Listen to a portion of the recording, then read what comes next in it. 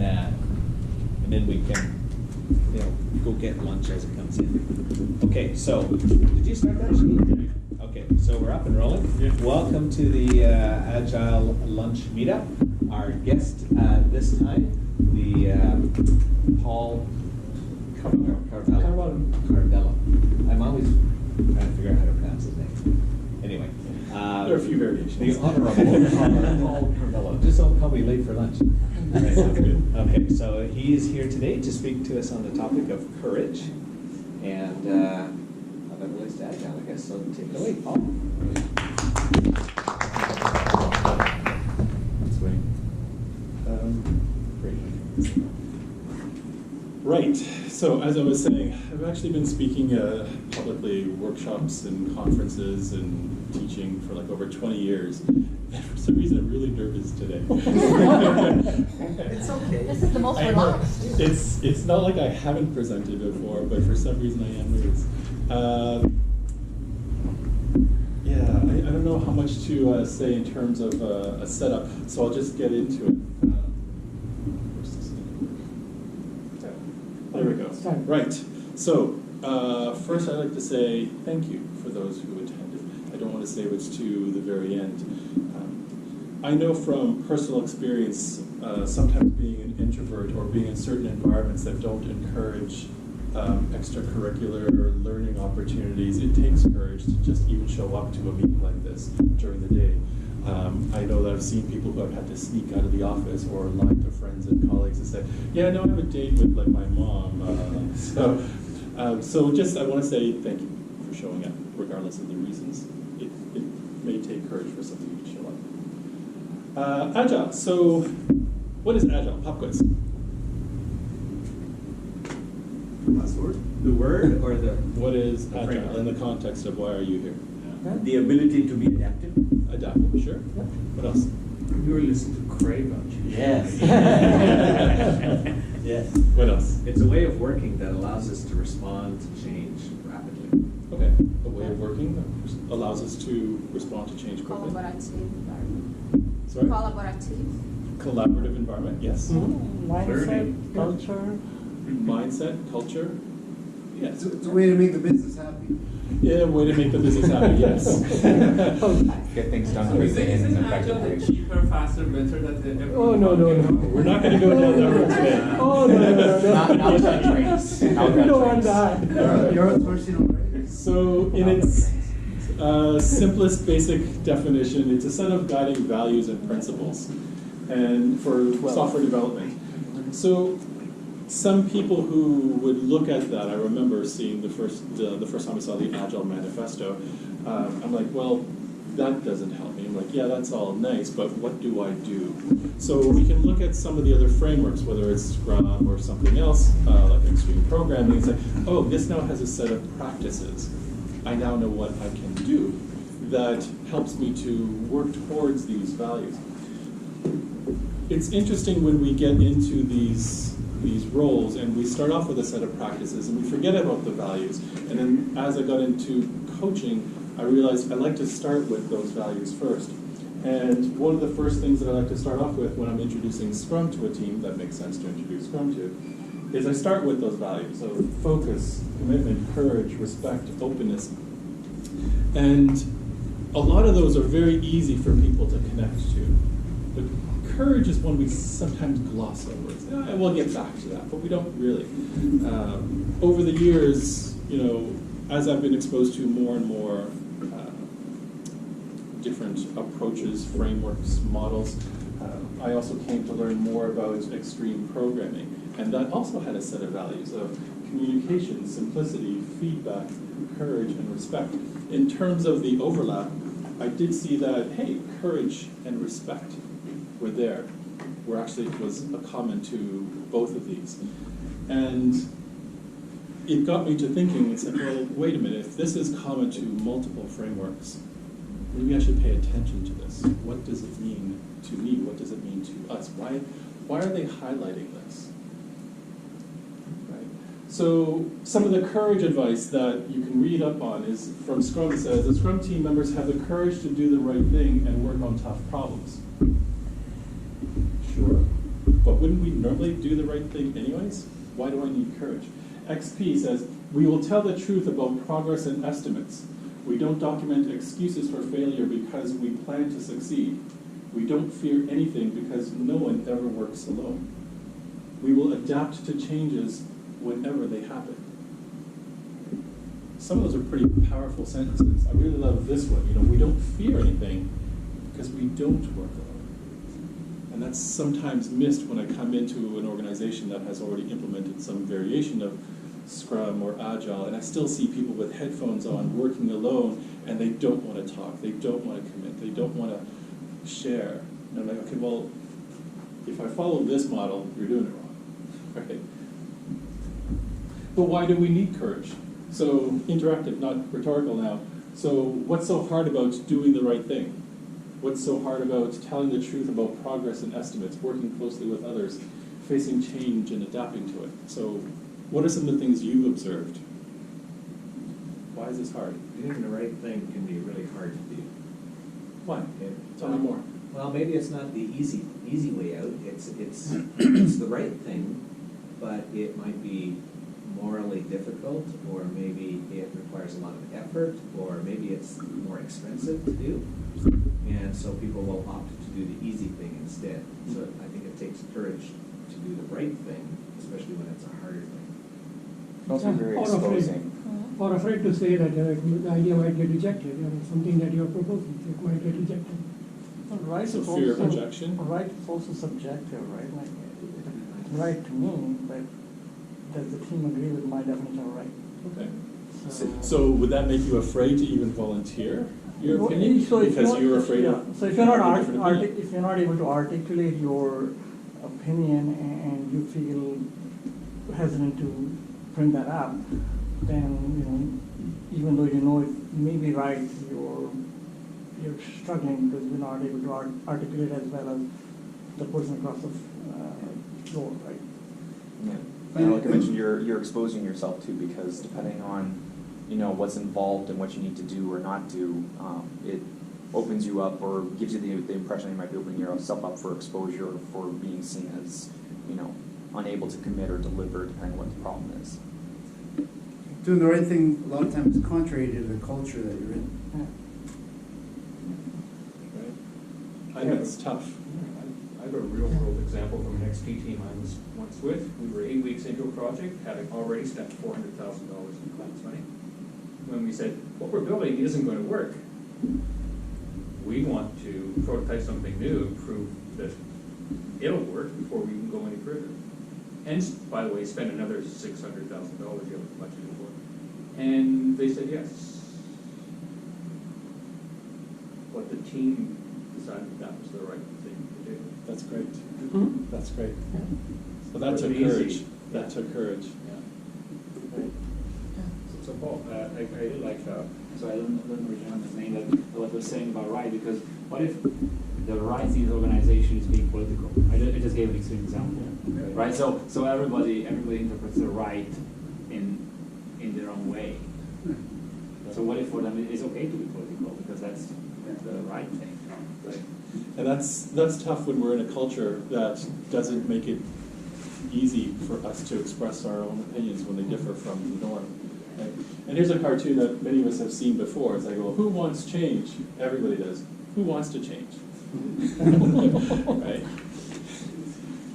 So it's one of those things where what's the culture enabling for us, right? So what is courage? It's funny, I went through this deck a few times and I realized I never actually had a definition, so I threw this slide in there. So the root word core comes from the old French meaning heart. So at its simplest, it's about how much heart you have. I took a formal definition. It says the quality of mind or spirit that enables a person to face difficulty, danger, pain, etc. without fear, bravery. I'm like, that's okay, but I didn't like this part, without fear. The way I generally see it is that courage is about the will or strength to act, and in that moment it is greater than your fear in that given situation. Is that when we are in a state of fear, we can have the courage to act, and it doesn't mean that there is no fear, it's just our desire, our strength to act is greater than that fear. So I'm not a fan of the without fear part, but the rest is pretty good. So spotting courage. What does courage look like? I mean, there's some of the more obvious, images that we can think of, but sometimes it can be something very subtle, like, having the courage to raise your hand in a large group of people. Someone who's suffering from depression, just having the courage to get out of bed in the morning and face the day. That can take a great deal of strength. One of my favorite scenes from Harry Potter. It takes a great deal of courage to stand up to your enemies, but even more to stand up to your friends. Right? Is that sometimes we don't want to speak out against our friends, but it can take great courage to do so.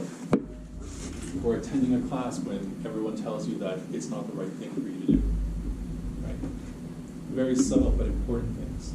And so when we look for acts of courage in the workplace, it doesn't have to be a really big thing. It can be something very subtle to someone.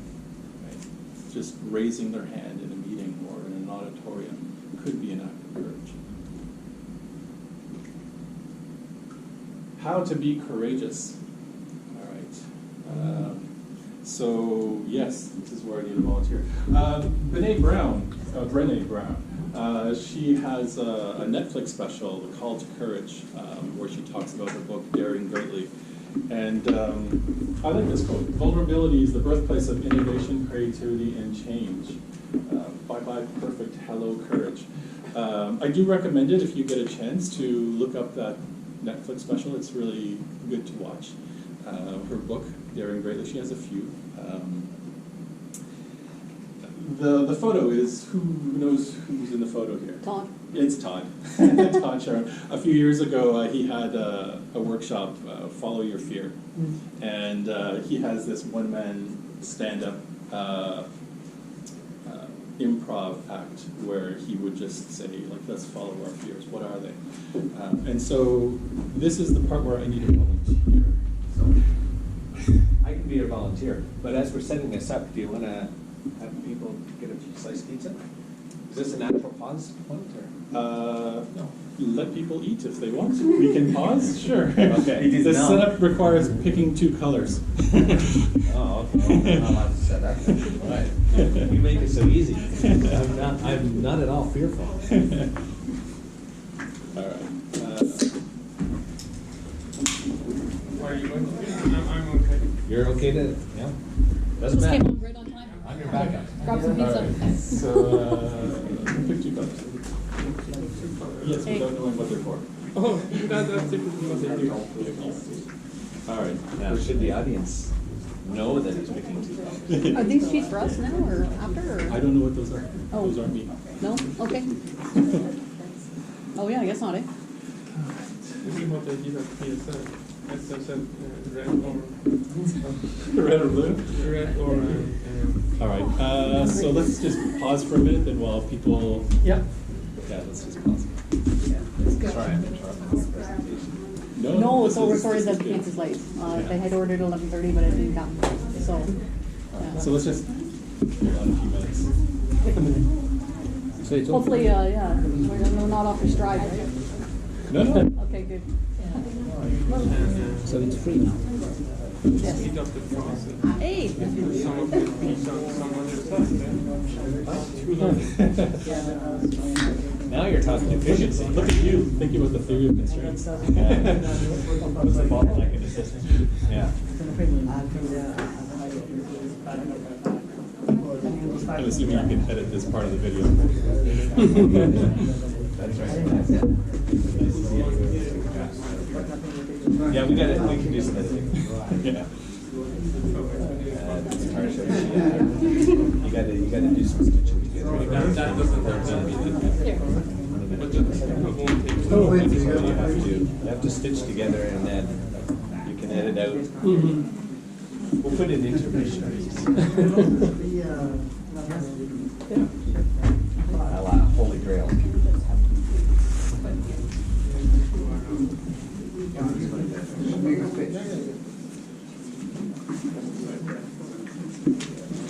You are great. Yeah, it didn't help. Huh? Thank you. You are really inspiring. I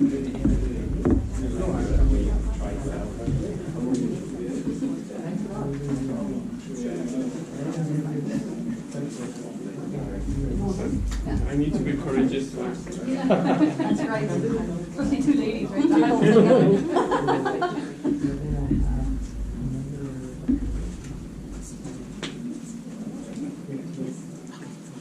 I was asked, like, the team she's asking who wants to be red and who wants to be black, and all the one part project is red.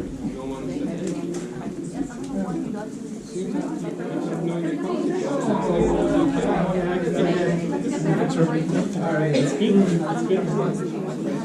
This is one of those things where I just need to pick two colors. Originally, I was going to two white sheets, but it's on the side. Yeah, the same thing, right? Yeah. Yeah, It's okay, we'll find a spot. Is anybody sitting here?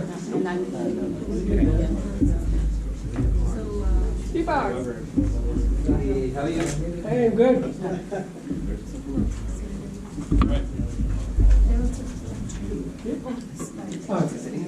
Yeah, we can.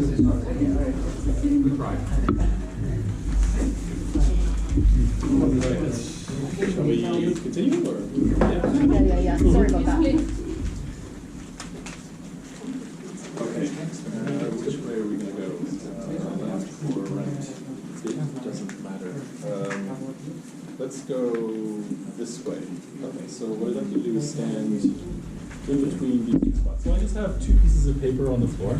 They're different colors. The colors aren't important. What I'd like you to do is face that spot. Okay. Yes. Let me just, because this is just wrapping now. All right. Okay. What I'd like you to do is remember a time in your recent past. I'm just going to stand off to the sides. I'm talking to you, but I want them to hear. In your recent past where you felt you weren't your best self, where you weren't perhaps as brave as you wanted to be, you had some things that you left unsaid, you were afraid to speak up or participate, that perhaps you wished you had more. Think of a time that conjured up some negative feelings, but nothing terrible. Okay? All right. So what I'd like you to do is step forward in space onto that spot as if through time, and just sort of step into that moment.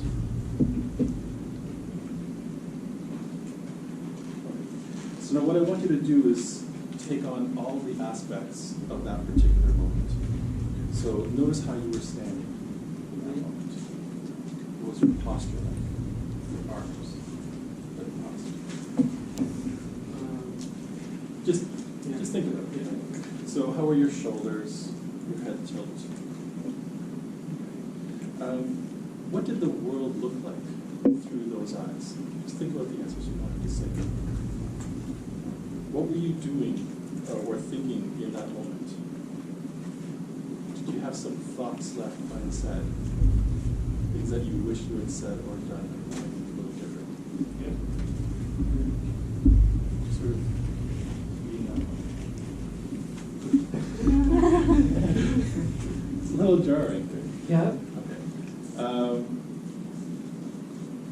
This particular activity shows about how there's a connection between the physical body and the mindful state. Okay, so let's step off that state, shake it off, shake it off. It's like, ooh, put that aside. All right, now come around back over here. Stand on the side. Yeah, so we're facing this way. That's Okay, I'm facing this way. All right. Now, what I'd like you to do is remember a time of great confidence. Yes. So a moment when you felt courageous and strong. Got a moment? Yeah. All right. So when you're ready, step onto that spot as if through time and put yourself into that moment. Now I want you to think about, like, what was your posture like? You know, your shoulders, head tilt, your arms, you know, your breathing. What was your breathing like in that moment? So what did the world look like through those eyes? How did you respond to others? How did this feeling of congruence and confidence feel?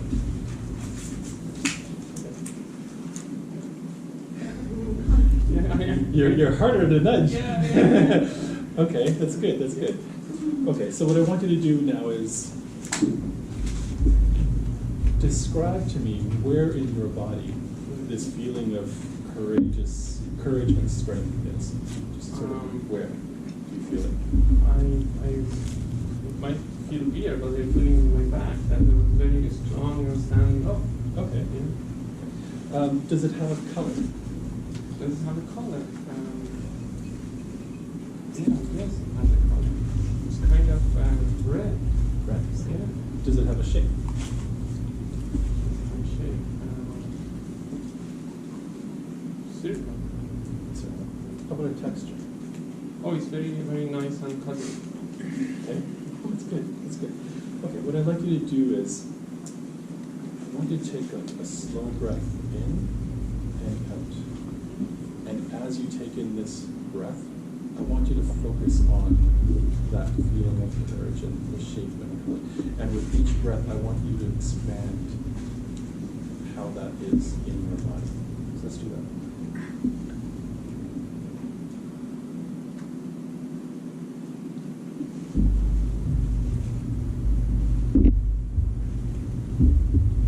Each breath, feel it growing so that it fills you. We're dialing up that strength.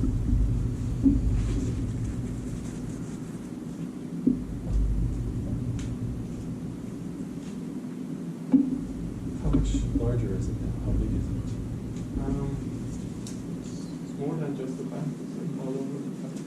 Let's take a few more breaths. Try to make it so that it actually expands beyond your body into your future.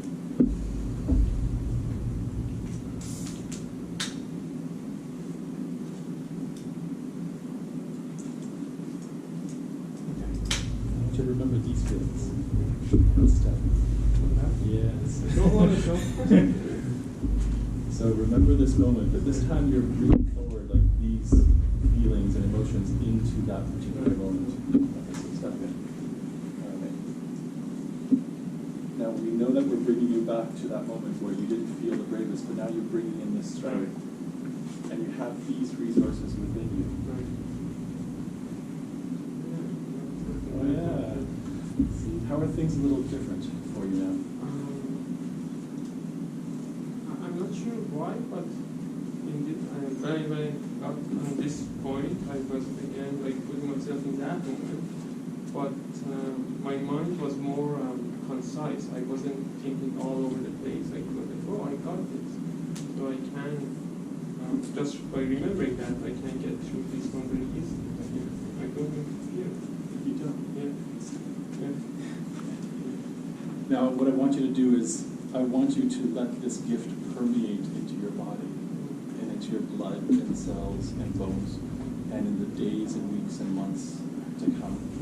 I want you to know that you have this gift, this strength within you, and it's always available to you in times of need. All right. Thank you. Thank you. Thank you.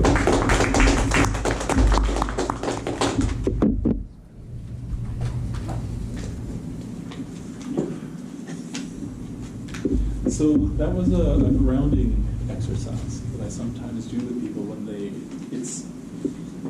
we have a menu of options available to us in any particular situation. When we can be overwhelmed by feelings and emotions, our menu of options diminishes to the point where we feel we have no other ways to act. But we have within us the strength and the resources to see things a little bit different. Is that there was a really neat article that I saw that summarized this activity quite nicely. So the 6 attributes of courage: feeling fear yet choosing to act, following your heart, persevering in the face of adversity, standing up for what is right, expanding your horizons, letting go of the familiar, and facing suffering with dignity or faith. The picture of the cat running across all the dogs is quite cute. That when you feel like you're afraid and you're overwhelmed in a particular situation, just pause and think of a different moment. Think of a moment when you were feeling courageous and strong. Take a few breaths, focus on that feeling, and then open your eyes again and just see how has the world shifted Are there new options available to you? Someone threw this at me while I was doing research for this particular talk. Courage is knowing it might hurt and doing it anyway. Stupidity is the same. And that's why life is hard. So, you know, it's sometimes hard to tell the difference, but to yourself, you know whether you're doing it intentionally or not. One phrase that's gotten me in more trouble over the years than any other comes from Edmund Burke. The only thing necessary for the triumph of evil is for good men to do nothing. And that was a quote that really inspired me over the years, and it's like, I can't let this go. I have to say something. I have to do something. And at some point, you know, our heart will advise us when it is the right time to act, that we need to say or do something. So words and power. So as a leader or change agent, so what do these words mean to you now? What does encourage mean? What does discourage? Encourage is to fight fear. As a leader, to encourage them to achieve goals. And don't tell them that even if it is a daunting task, tell them to fight through the best. Encourage a safe environment. So what is your role in making a safe environment? Demonstrating by example.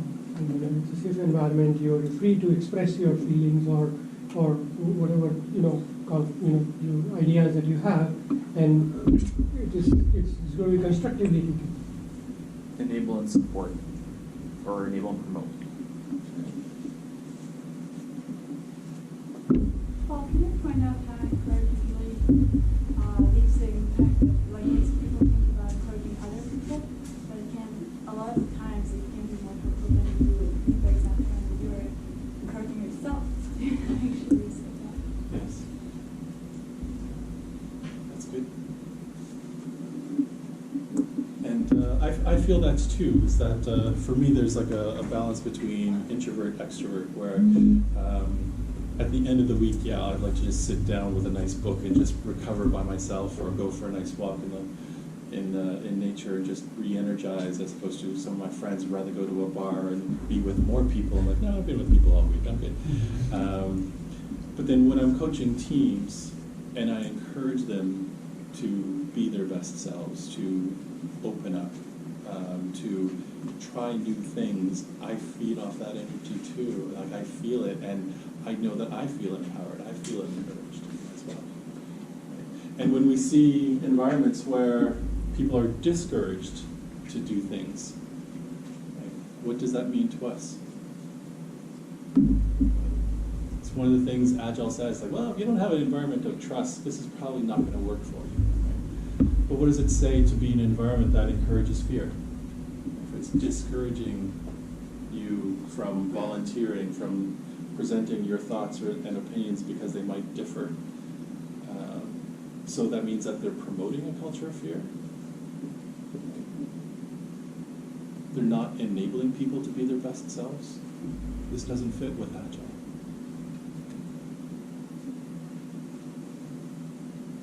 So this to me was one of the biggest takeaways, was just when I started focusing on this environment and this whole area of courage, and it's a massive area to think about, is that when I came back to these two words, I'm like, oh wait, when I see someone encouraging somebody else, what does that mean? How can I help?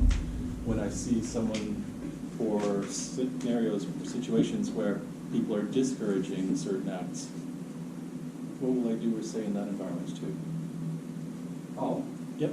I was just going to mention, you said it in an Agile environment. I think that's true in an Agile environment, but also even more so outside an Agile environment. Any kind of leader, a real leader is going to help people to do better things, become better people, and learn new skills. If you're not doing that, then you're really not leading people at all. Absolutely. Right? Absolutely. I totally agree. Doesn't matter Agile or not, right? And that's waterfall. And for leaders as well, sometimes they're trapped into their own positions and they're afraid to speak up against the popular ideas amongst their peers. Right? It can be tough for some leaders to have the courage to go against the grain and say, no, I think we should do this. absolutely. Many different quotes out there on courage. I selected a few that I felt were pertinent or related to us in Agile. Success is not final. Failure is not fatal. It is the courage to continue that counts. We sometimes talk about fail fast, and then we shifted that to learn fast. Right? Is that the only way you know that you're learning is if you're failing? And this one, really speaks to the part where it's like, well, if you're not failing and you're not trying, then you have failed. Courage is resistance to fear, mastery of fear, not the absence of fear. And one isn't necessarily born with courage, but one is born with potential. Without courage, we cannot practice any other virtue with consistency. We cannot be kind, true, merciful, generous, or honest. And I love this one in particular because it really speaks to, this one closes the loop back to the Scrum and the XP values. When they have courage, is that if you don't have the courage to speak, to act, how can you be open? How can you have commitment?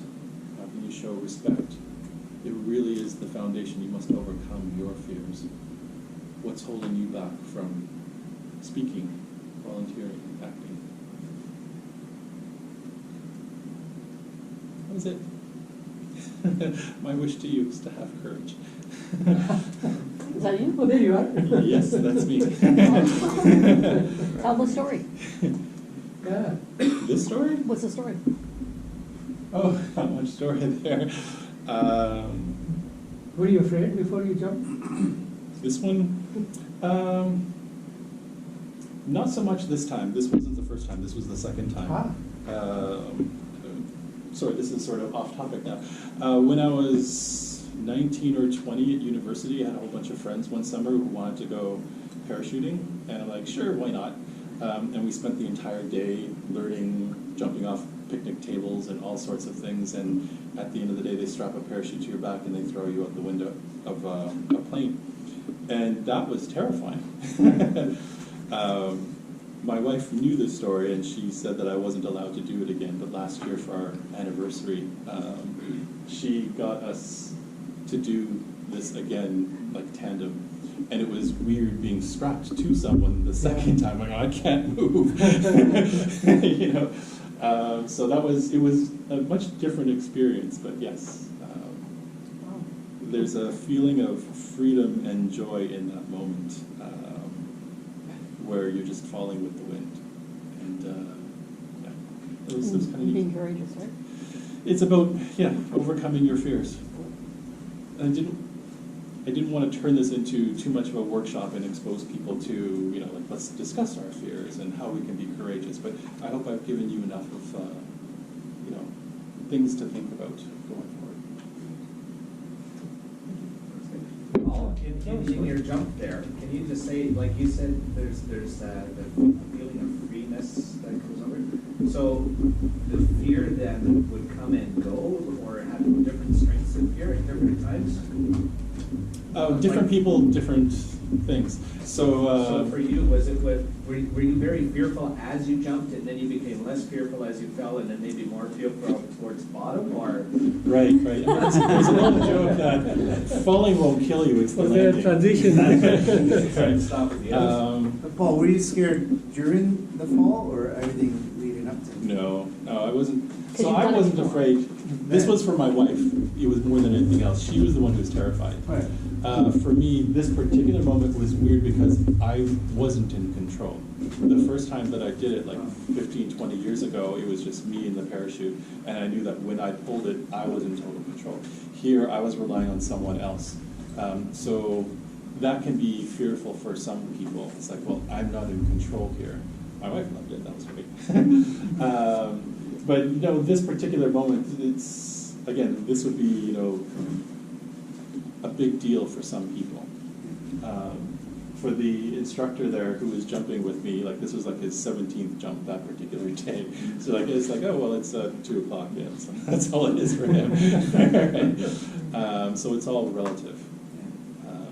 Just mention that it's on YouTube. Will Smith's got a nice speech about he went skydiving, and Yes. long story short, it's great storytelling that he does. But basically, all his fear was everything up to the event, right? And about things that could happen. And then when the actual event occurred, the event itself was full of joy and all things, all the positive stuff. So the fear is basically just the fear of something that probably won't happen. It's the fear of uncertainty. And extreme doses of that leads to anxiety and worry. And what we're doing is we're paying the price in the present for something that may or may not happen in the Probably future. won't. Right? And it likely won't. And skydiving is super safe. It's very safe. It is. So for me, it was, there's nervousness, but I wasn't afraid in this particular moment. I felt less good about not being in control, but for me, this wasn't about fear. But I know that for some people, they would never do this, right? That's why I picked this photo. Yeah. Because it's proof. There are many different ways that we can express courage, big and small. Like I said, for some people, it just might be, are they going to volunteer something in a meeting? Are they going to open up and share? One of the things that I sometimes teach teams is mechanisms for understanding feedback. And the Johari window is one of my favorite ones because it says, hey, when you open up about yourself and share something, to Brené's point, which is be vulnerable in that moment, then there are actually many gifts in that act. Is that, yes, you're sharing something about yourself and others can appreciate and connect with you. And there's also an opportunity to give others insight into you, things that might be in your blind spot that you don't even see. So by being vulnerable, by opening up, you actually have an opportunity to even learn more about yourself. And this is very powerful. And this is why I always encourage pairing on teams that I coach, is because you will learn more about what you're trying to do when there's two minds working together and talking and sharing stories. And it could be about silly things about like the Raptors winning a basketball game to, kids play that you have to attend and how proud you are of your 10-year-old to just, little things that you have to do. Joy is in the small details of life, right? And we sometimes forget that. I don't like the phrase, we must be all business. Like, no, you must be yourself. And again, Brené's point would be about be vulnerable. So as leaders, as coaches, how can we bring that to the team? How can we model it? Or how can we encourage it? So for large organizations where freedom is a bit restricted, in many cases, not all, what are some of the top 3 things you would, as a leader, yes, I've heard what you've said, but specifically for a leader, as a team member, yes, this is very applicable, but as a leader, how would I change my mindset or help change that mindset if I'm working as a coach with some leader to make this reality? So for leaders who are in a system, yeah, I'm just about to. So for leaders who are in a system and don't know how to act, and they don't know what it means to, take away some of the fear from the system. As a coach, what I do is I give them new options. I give them new opportunities. So one of the lessons that I learned as a coach and a consultant was that Agile focuses very much on the team, and when we say self-managing, self-organizing, what about the manager? What happens to them? And oftentimes in larger organizations, it's the middle management that resists Agile because they don't want to be out of a job. Well, you need to replace that with something, because nature abhors a vacuum, and we don't want to leave that uncontrolled and that fear rising in the management. So I say, I'll take the lean approach, which is your job has shifted to growing the people so that they can be their best selves and do their best job. What does it mean to give them trust and autonomy to make certain decisions and to improve the system? And that takes great courage. So the team members don't have the ability to change a lot of things that are affecting them, but a leader can. And that's when we can say, you have the power. The remote control is in your hand. What would it take for you to start the conversation around shifting the financing and funding model for the teams so that they're no longer pressured to deliver, scope by a certain deadline. So that if they're funded, then we can take that pressure off the team. That's something that the team can't change, but you can work with leadership and say, hey, how can we provide a more supportive environment for this to grow? Or with HR, how many times have we had the conversation around, well, individual performance reviews creates competition, which is opposite of the team atmosphere that we want to grow. And as long as you're saying their pay is tied to individual, then they're not going to be inclined to work with anyone else. But this is something that a leader can look at. So how can you give them new direction, new options, work with them to give them new information that then empowers them to make the changes necessary to support Agile? So that's how I would approach it.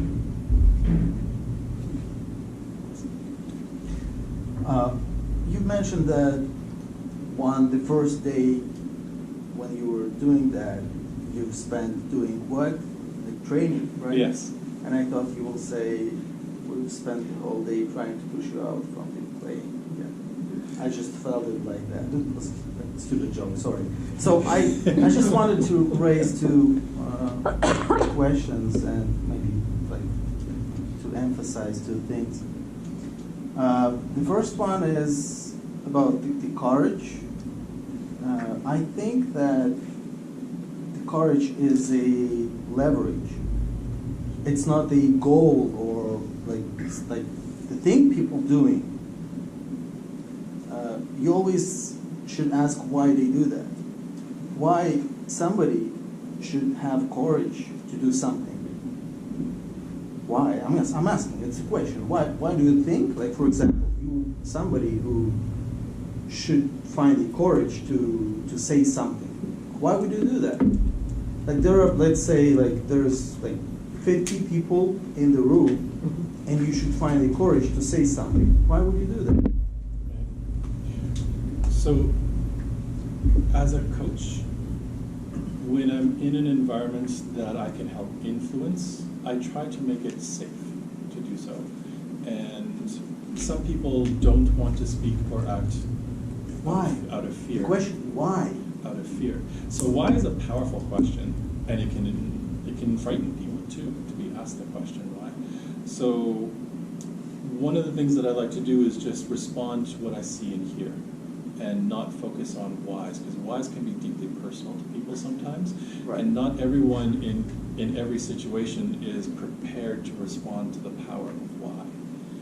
And for example, I was coaching someone recently, it was a few weeks ago, and in asking something similar, not too much, it wasn't a why question, but it was something similar, I realized I had touched a nerve, and this person just sat there quietly and started to cry. And I wasn't about to leave them broken there, right? I'm like, let's keep working through it. And then let's find the strength within you to, see what additional options you have available. And so when we build a system, an organization that encourages people to be isolated and to work for themselves, and someone else will come along and tell me what I need to do or what information they need from me. And then we create this pocket where we say now, hey, all of you people that have worked by yourself, you now have to sit together and work together. I don't want to talk to anyone, right? So why is sometimes not within their control? It's like, well, we were trained Pavlovian response to not talk to people. That I can't talk to you even though we're in the same room without going through a manager and a document management system. And this is why today I still see, for instance, testers on Agile teams that are still logging things in test case management systems. And I'm like, just sit with the damn dev and tell them what you would test. Pair, right? So it's like, stop working alone, And so it's like, well, why are they doing this? It's like, well, that was how they were trained. And in stressful situations. That's what I'm saying. So yes. I'm trying to ask this question Yes. because for the vast majority of people, it is absolutely comfortable not to be encouraged, not Yes. to ask, Yes. just to do their daily stuff, earn salary, and not being bothered with anything. It's just Yes. it's the happiness. Yes. And this is why they don't want to change it. Because every person does something because it is kind of, it's their feelings, it's the motives. You know about the Premier League, like soccer in Europe. This year's champion is Manchester City. And the coach of this team is a person with the last name Guardiola. He's Italian. And in the final game, Manchester City won with the score 6-0. You can imagine how they devastated their opponents, right? And the Guardiola, when the game ended, he ran out to the field and started yelling at one of his teammates because he made few mistakes in the first half of the game. And when this coach was asked afterwards, why do you yell at somebody when you won 6-0? And he says, this is the moment when we actually should learn. Because everyone thinks that 6-0 is everything. We do not improve when we win, and it's just 6-0, right? Nothing to discuss. We dominate. We're not. There's always way to improve. I bet anyone else in that situation wouldn't do that. This is the only person in the world, the coach, who does that because this is his passion. This is everything for him, right? And there are millions other coaches who wouldn't do that. They would be happy that 6-0 is it's happiness. It's the Premier League. It's the best league in the world, and you won 6-0. What else you want? Right. So I mean that 99% of the people, they don't want courage. All they want is silence, calmness, and nobody asks me what I'm doing. I'm just totally fine. I come and go, and don't touch me, please. That's the first thing. When you encourage people, when you're trying to tell people have a courage, it's difficult for them because this is not relevant to them. So even if they see that there is something wrong happening, they would still sit down and continue? Probably. It's not they just won't. It's not I understand it. 99% of the people I'm talking about. I'm not saying that this is right. I'm just saying that this is what's happening and why people do that. Mm-hmm. I understand that the more people feel passion to something, the better the result.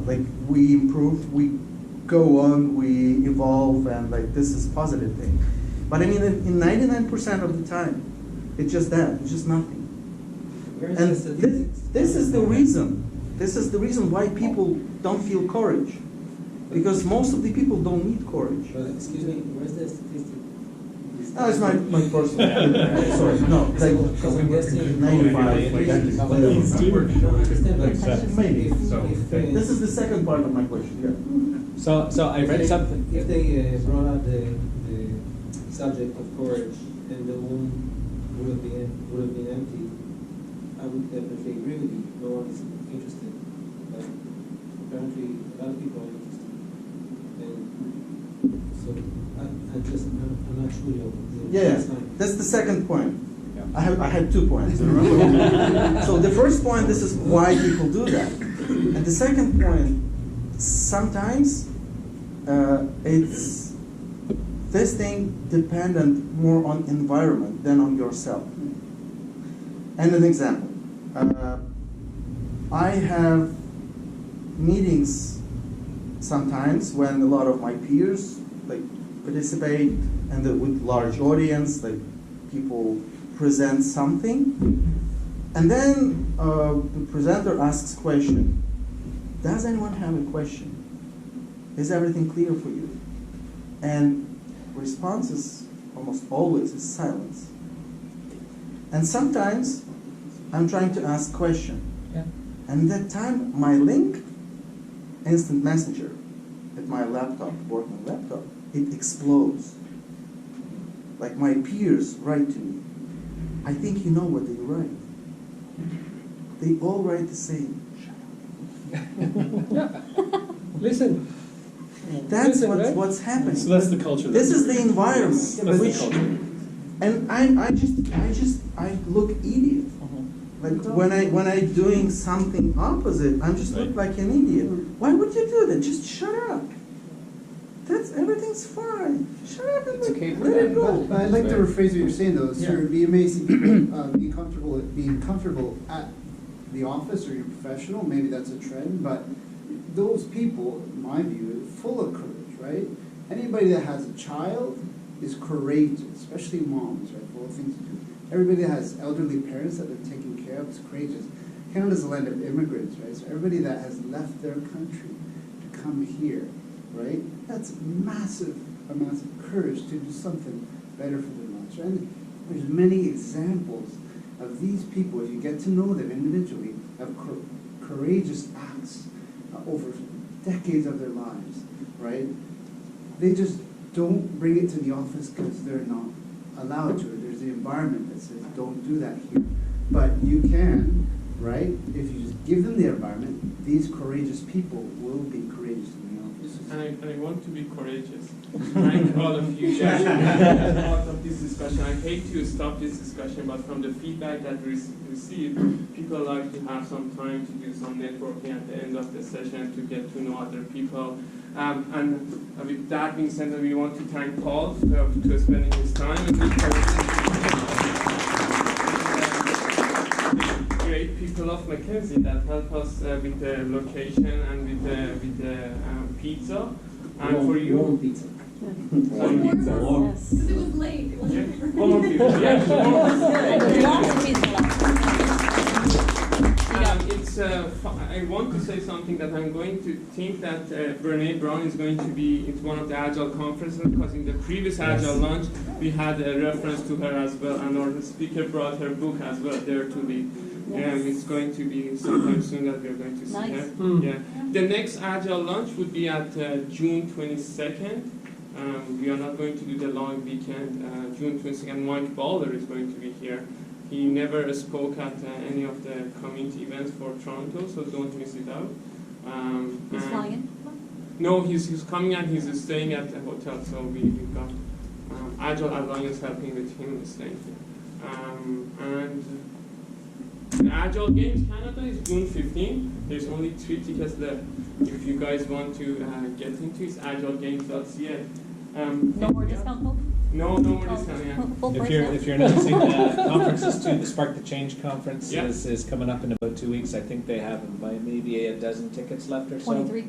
23? That's what I heard, yeah. Okay, so somewhere in there. Yeah, check it out online. It's sparkthechange.ca. Yeah. Okay, good. Thanks, everybody. Feel free to stick around for a few minutes. Continue that discussion if you want to. Eat more pizza. And eat more pizza. Thank you.